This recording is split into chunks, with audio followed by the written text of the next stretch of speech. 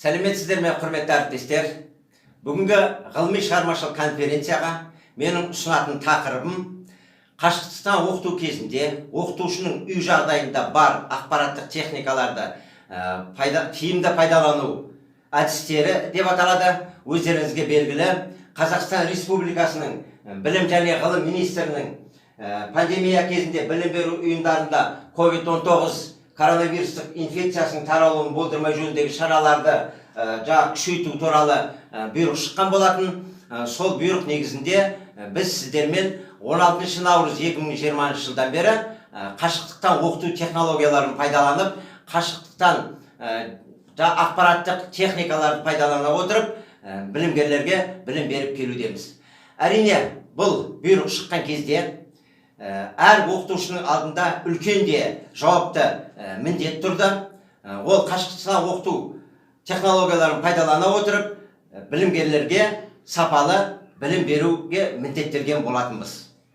Міне, мен де өз үй жағдайымда ақпараттық техникалардан пайдалана отырып, сапалы сабақ өтуге тырыстым. Ең бірінші қашықтықтан оқытуға қажет болатын бұл интернет желісі. Көріп тұрғандарыңыздай Қазақтелеком интернет желісіне жалғанған. Одан кейін міне LG фирмасының жеке жұмыс компьютері. Одан кейін Samsung қол телефоны, VD Elementus үлкен көлемдегі флешка, Alphatek кіші көлемдегі флешка және микро USB.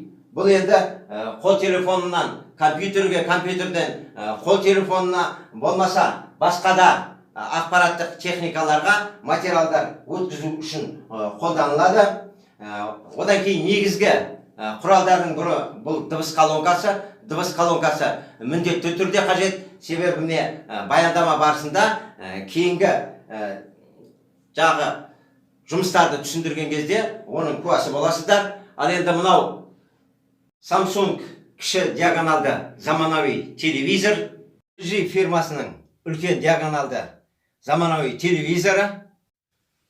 Ал мынау сурет түсіруге, видеороликтер түсіруге, бейне сабақтар түсіруге және зуммен сабақ өткенде өте қолайлы құрылғы, арнайы құрылғы.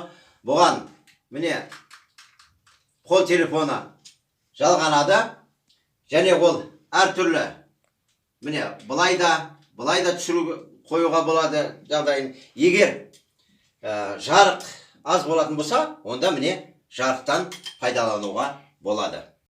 Ал енді бұл ақпарат құралдарын, техникаларын қалай пайдалану керек? Әрине, қиыншылықтар өте көп болды. Себебі біздің автомобиль көліктеріне техникалық қызмет көрсету, жөндеу және пайдалану мамандығы бойынша негізі кітаптың өзі аз болатын. Ал интернетте материал, кітап материалы болсын, видеороликтер болсын, мүлде жоқ деп айтса да болады.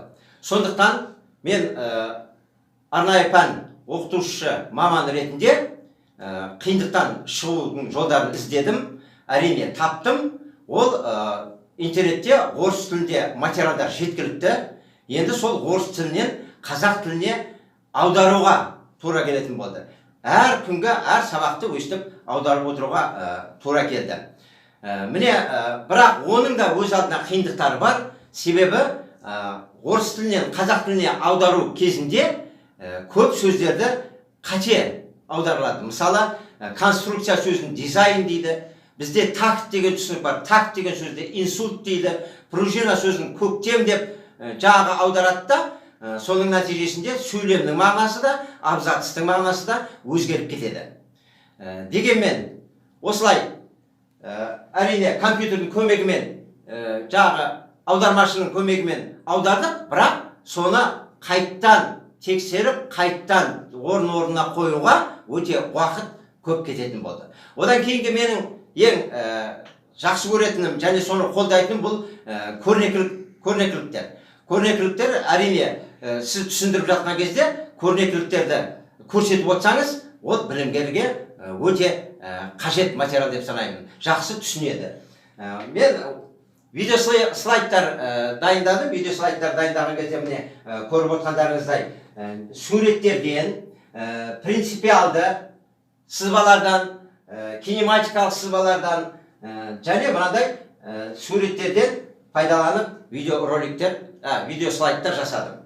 Одан кейінгі міне тағы бір маңызды мәселе ол жағы видео сабақтар дайындау. Видео сабақтар дайындауда әрине видеороликтерден пайдаландым. Орыс тіліндегі видеороликтерден пайдаландым. Әрине бұл да оңай емес, оқытушыдан өте көп жұмыс талап етеді.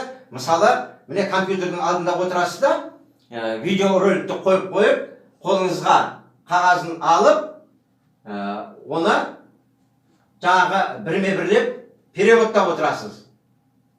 А вот пробить такой зазор Мне. искра сможет в том случае, если разница потенциалов между двумя электродами напряжение оны жазып отыруыңыз керек. Себебі сіздің жазған алған материалдарыңызға әрбір видеороликтің қимылы дәл түсу керек. Сонда ғана бұл бейне сабақ жақсы шығады.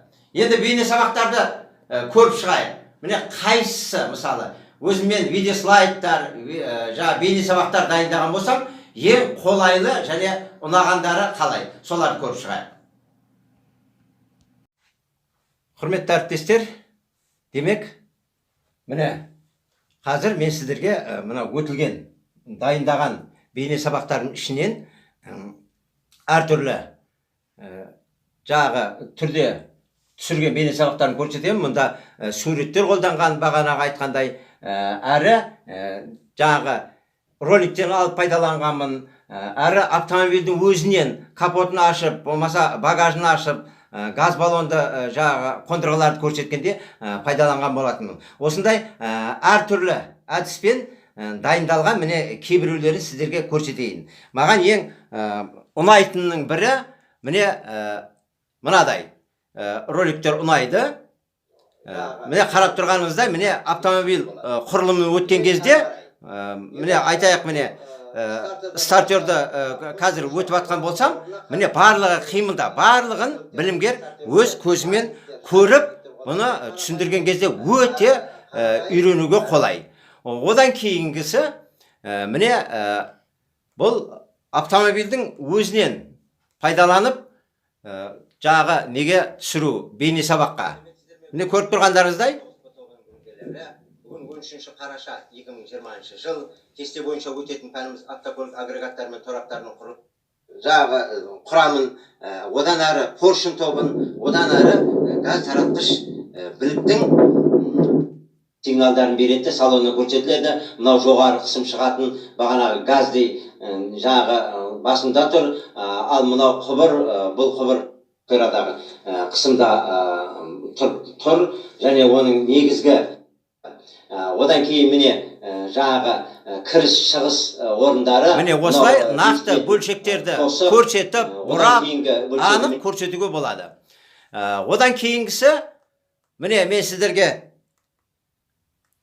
мынаны көрсетейін. Мына жерде нақты қолмен жұмыс жасап жатқанын білімгер көру керек. Бүгін жер құлыпқа кілтті қойып біздер жағы ашамыз, әрі қарай оталдыру үшін оны бұрағанымызда міне қолмен көрсетіп жатыр. Осыны қалай бұрайды, қалай жұмыс жасайды, оның бәрін демек білімгер өз көзімен көріп отырады.